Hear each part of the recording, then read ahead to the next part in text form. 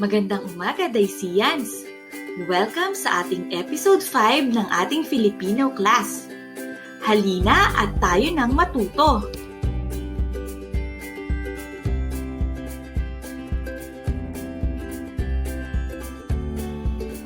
Ang pag-aaralan natin ngayon ay ang titik H. Ang tunog nito ay maaari bang sabihin mo ang tunog nito? Mahusay! Ang titik H ay samahan natin ng mga patining. Halina at basahin natin. Ha, he, hi, ho, hu. Narito ang mga bagay na nagsisimula sa titik H. Hugis. Sabihin nga. Ang hugis ay nagsisimula sa pantig na hu. Ang tawag naman sa nasa larawan ay holen. Ang holen ay nagsisimula sa anong pantig? Ha at o. Pag ito ay pinagsama, ho.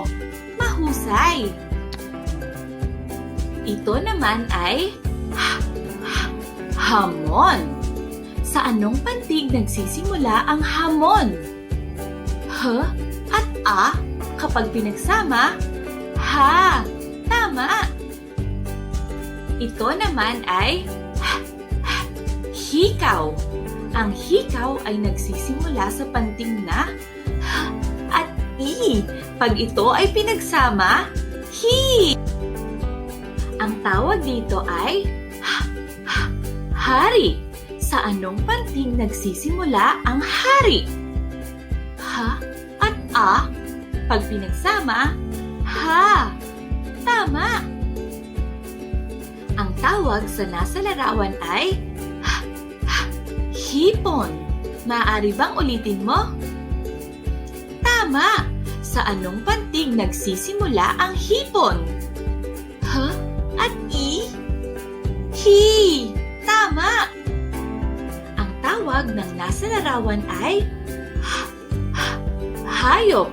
Ang hayop ay nagsisimula sa pantig na h at a na kapag pinagsama, ha. Tandaan mga bata, ito ay titik H at ang tunog nito ay